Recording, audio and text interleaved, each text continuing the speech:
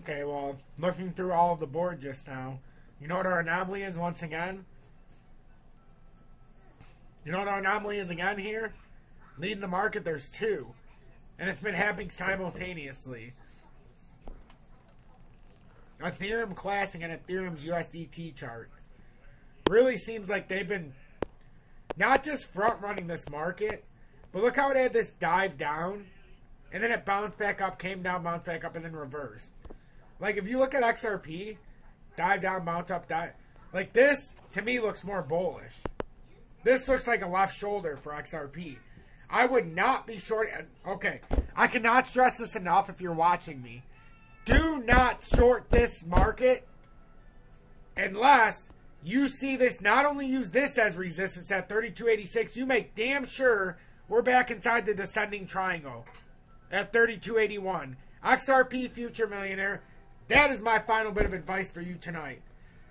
You got a last couple minutes to say goodbye here, but that is what I would be trying to make sure of, that we don't stay above those lines. If you're shorting from here, you're not doing your due diligence just to let it break down past this small area. It's not that much more to ask. But what it could cost you is a lot of money if it did something like that. That's just a friendly tip from me to you. Who gives a shit about the bullshit money? Make me the real money.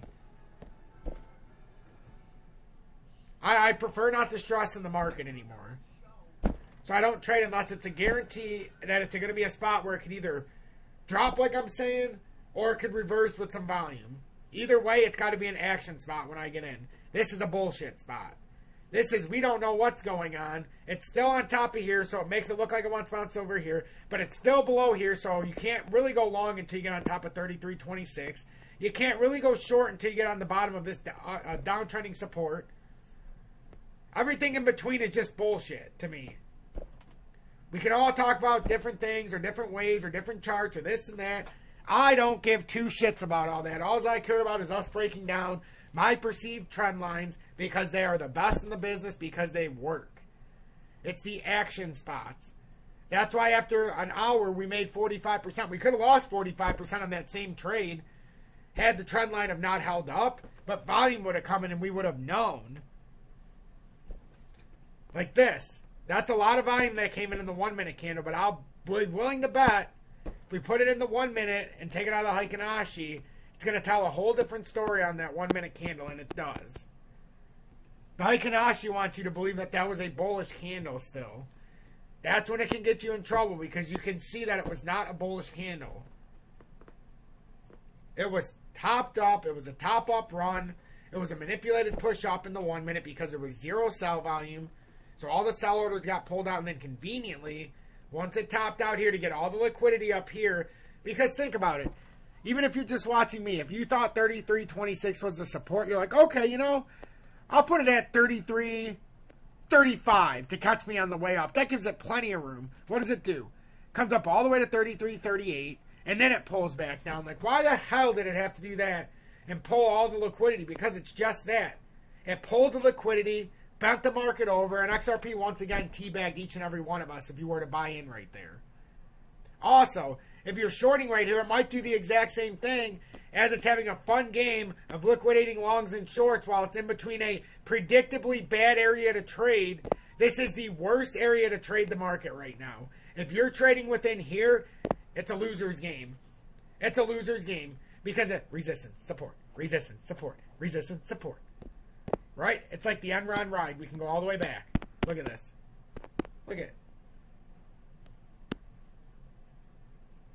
Look how long. Bam, bam. But everybody would short it here. Not yet.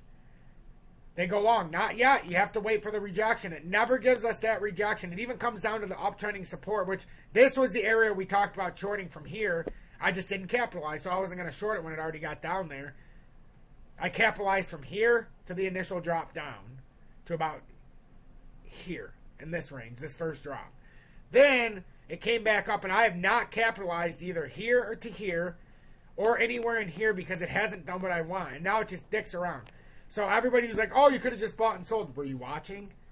You had 37 seconds to sell that 1 minute spike. Even being on the air right now, I wouldn't have been able to sell that quick enough. And then what happens? Hey, you made our move, but But we're not going to sell it, guys. Wait a minute. Just hear me out. We're not going to sell it because it's over the support. Even though we said if it ever gets back up here, I'm selling it for that quick gain. And then before you know it, it's down here. And you're like, son of a fucking God. And you're hoping that it gives you another spike. And then it gets up here, and what do? Oh, now it's the time. Then it comes down. You're like, son of a... That's why you have to play the technical targets. If there's anything you can learn from me, stop playing with the motion. Play by the targets. XRP Future Millionaire. Stay blessed, everybody.